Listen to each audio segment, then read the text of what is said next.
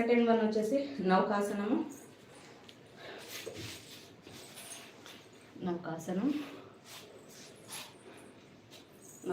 కోసం లెగ్స్ ఇలా పైకి చేసి స్ట్రైట్గా ఉండాలి. నీస్ ఈ విధంగా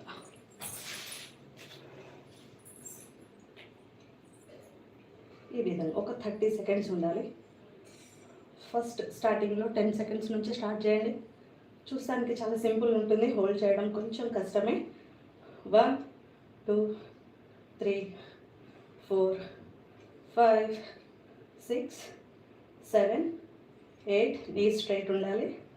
9 10 11 12 13 14 15 16 17 18 19 20 ఈ విధంగా.